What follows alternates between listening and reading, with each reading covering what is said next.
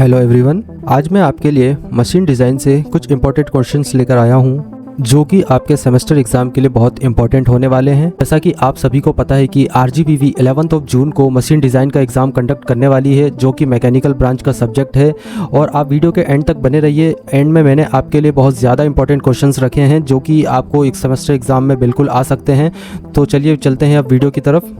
तो सबसे पहले जो हम यूनिट देखेंगे उसका नाम है introduction to stress in machine component. जो भी मशीन कंपोनेंट में स्ट्रेसेस लगते हैं, जो भी फोर्सेस लगते हैं, हम उनकी स्टडी इस यूनिट 1 में करते हैं। तो आप सभी ने इसकी स्टडी की होगी, तो आपको इसके ही रिलेटेड क्वेश्चंस यहाँ देखने को मिलेंगे। आपको जो मैं 4th नंबर का क्वेश्चन बता रहा हूँ, इस 4th नंबर के क्वेश्चन में आप देखेंगे कि यहाँ पर मैंने एक न्यूमेरिकल क्वेश्चन ऐड किया है जिसमें आपको दोनों साइड 50 किलो न्यूटन का फोर्स लगता हुआ दिख रहा है। तो आपको इसी से रिलेटेड आपको सारे क्वेश्चन इसमें मिल जाएंगे, तो आप इसको देखते रहिए।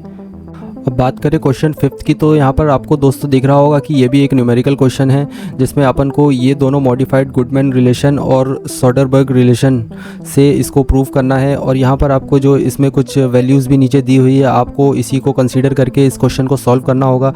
ये मई 2024 में ये क्वेश्चन पूछा गया था, जो कि लास्ट ईयर पूछा गया था।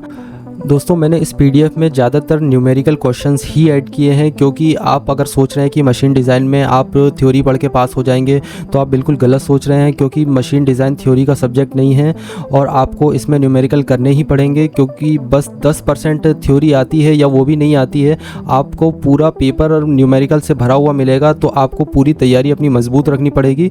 तो अब चलिए चलते हैं सेकेंड टॉपिक की तरफ। अब बात करें अगले क्वेश्चंस की, तो आप यहाँ पे देख सकते हैं क्वेश्चन 6th, 7th, 8th ये सारे क्वेश्चंस RGPV में बार बार पूछे गए हैं और ये क्वेश्चंस बहुत इंपॉर्टेंट क्वेश्चंस हैं, तभी मैं आपके लिए लेकर आया हूँ। तो आप इनको देख लीजिए। ये थोड़े बहुत थ्योरी क्वेश्चंस हैं जो आपको यहाँ पर देखने को मिल रहे होंगे, तो आप इन्हें भी नोट कर लीजिए। और डोंट वरी, अगर आप नोट नहीं करना चाहते तो मैं इस PDF की लिंक आपको डिस्क्रिप्शन में प्रोवाइड कर दूँगा। तो अब चलते हैं अपन यूनिट 2 की तरफ। तो यूनिट 2 का नाम है शाफ्ट्स।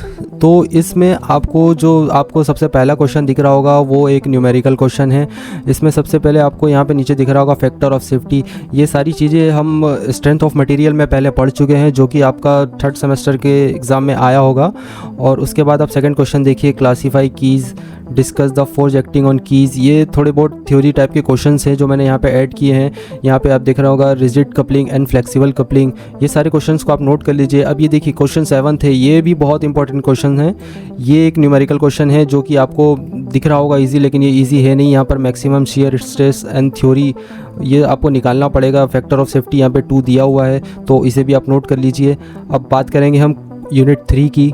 यूनिट 3 को स्टार्ट करने से पहले मैं आपको बताना चाहूँगा कि सबसे पहले आप नकल जॉइंट का एक क्वेश्चन ज़रूर कर लीजिए, क्योंकि नकल जॉइंट जैसा इंपॉर्टेंट इस पूरे टॉपिक में आपको कहीं नहीं मिलेगा। और नकल जॉइंट जो है बहुत ही ज़्यादा इंपॉर्टेंट क्वेश्चन है। तो अब अपन टॉपिक पे आते हैं यूनिट 3 में, जिसका नाम है स्प्रिंग्स। यहाँ भी आपको सेकंड क्वेश्चन न्यूमेरिकल ही मिलेगा। आपको यहाँ पर निकालना पड़ेगा, ये लिखा हुआ है calculate the required number of active coils for the spring. जितने भी एक्टिव कॉइल्स स्प्रिंग में यूज़ होती है, मतलब उन सबको आपको यहाँ पे कंसीडर, ये ऊपर दिए हुए डेटा से आपको कंसीडर करके पूरा आपको इसका डेटा निकालना पड़ेगा। तो ये क्वेश्चन हो गया आपका 5th क्वेश्चन न्यूमेरिकल है, आप इसे भी कर लीजिए। और उसके बाद ये देखिए 6th question, what do you understand by overhauling of screw. ये एक थ्योरी क्वेश्चन है। तो इन सब थ्योरी क्वेश्चन में भी थोड़े बहुत डेरिवेशंस भी होते हैं, आपको यहाँ पर डेरिवेशंस भी मैं दिखाऊंगा। अभी आप चलते जाइए आगे। यूनिट 4th आ गया। यूनिट 4th में अपन बात करें तो यूनिट 4th में ये देखिए, ये पहला ही क्वेश्चन आपको न्यूमेरिकल मिला है जो कि 2024 में आया है मई के एग्ज़ाम में। तो अब आपको ये क्वेश्चन भी कर लेने हैं, क्योंकि ये बहुत ज़्यादा इंपॉर्टेंट क्वेश्चंस लाया हूँ मैं। और क्वेश्चन 5th ये देखिए, ये भी एक न्यूमेरिकल क्वेश्चन है।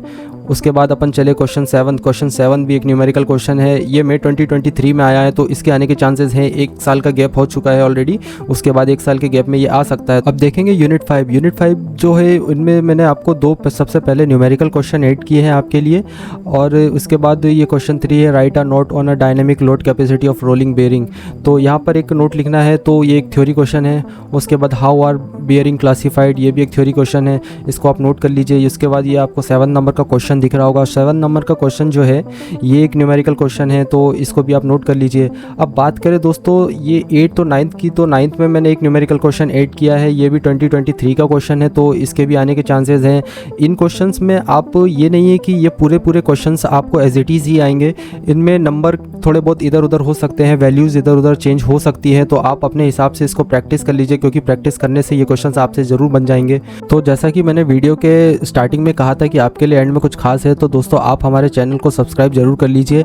और ये PDF मैं आपके लिए डिस्क्रिप्शन में प्रोवाइड कर दूंगा, मैं अपनी ड्राइव की लिंक डाल दूंगा इसमें, तो आप वहाँ से एक्सेस ले सकते हैं। बाकी अगर आपने नोट नहीं किया है तो आप वहाँ से डाउनलोड कर लीजिए। आप अगर हमारे चैनल को सब्सक्राइब करेंगे तो ऐसे ही हम आपके लिए वैल्यूएबल कंटेंट लाते रहेंगे, और हम आपके लिए पूरी हेल्प करेंगे।